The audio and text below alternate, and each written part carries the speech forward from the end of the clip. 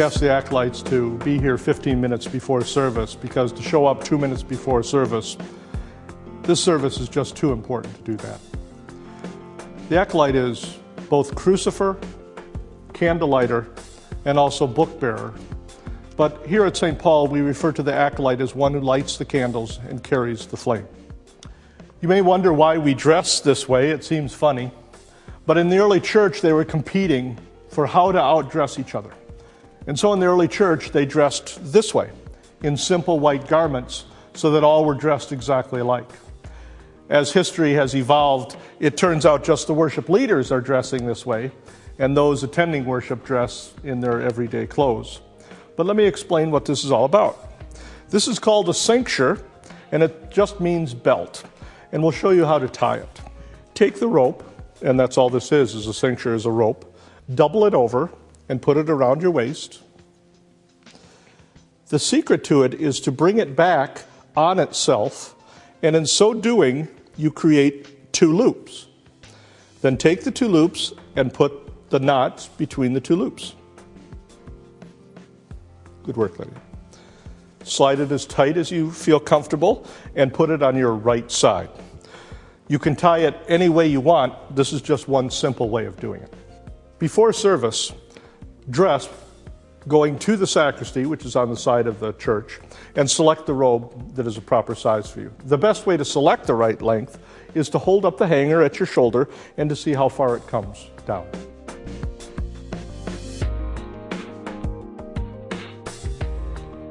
If there is but one acolyte, we ask the acolyte to come and get the taper, have it lit, and go up on the altar as Charles begins playing the prelude music, putting the taper back here or on the side of the altar.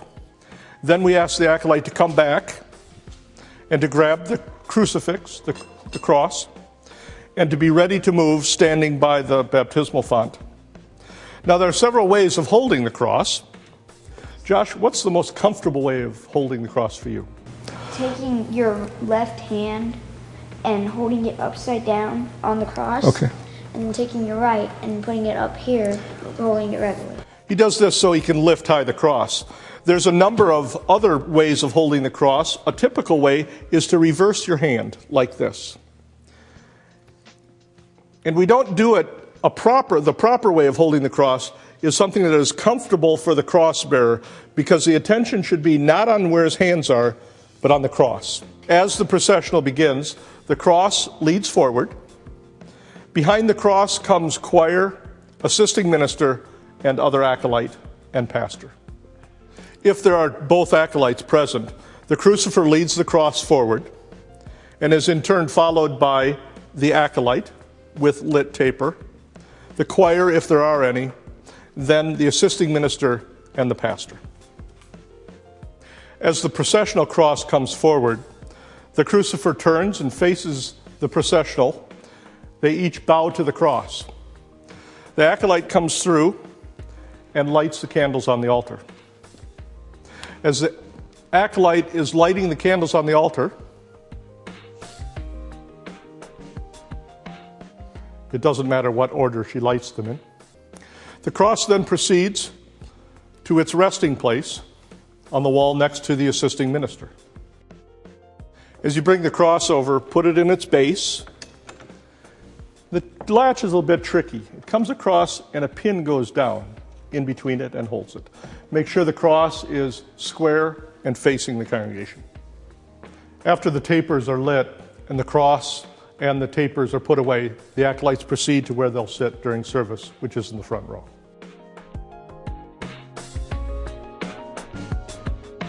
As the offering music begins, the acolyte rises and walks around the back of the altar to get the collection plates and bring them to the head of the aisle.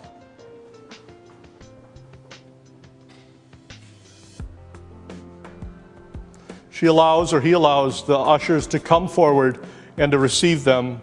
As the acolyte gives away the plates, she then goes over and stands where she got the plates from.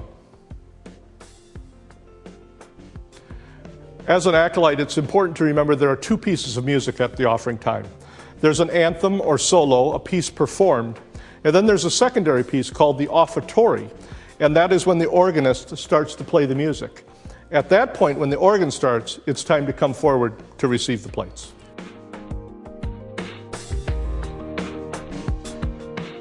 A word about candles.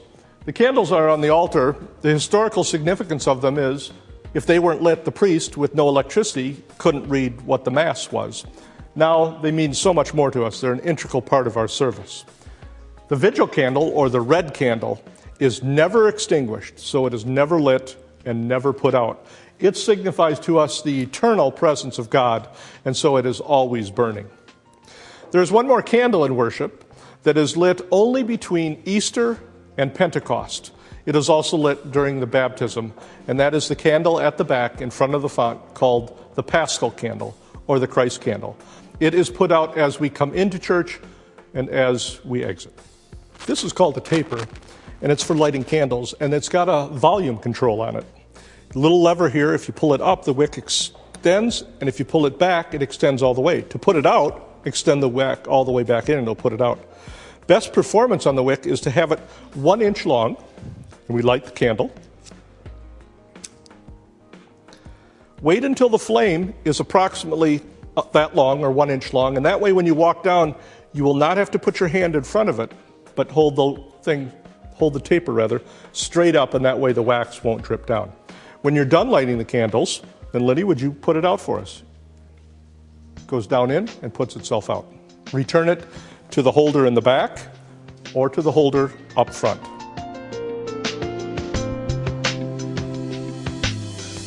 At the close of the service, during the closing song, as the first stanza begins, the crucifer goes and fetches the cross, and the acolyte goes and fetches the taper and puts out the candles.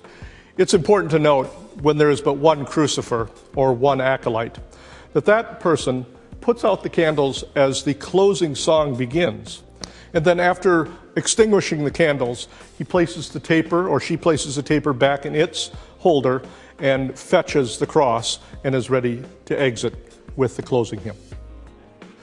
The best way to put out the candle is to cover the follower completely with the bell. You don't have to go any farther, then the wick is not smashed.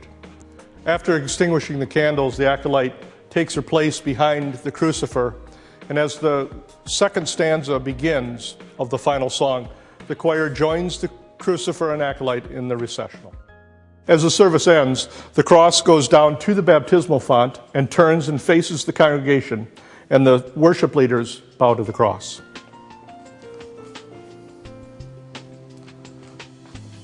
The crucifer then stands while all the worship leaders are out, and until the dismissal, remains there with the cross.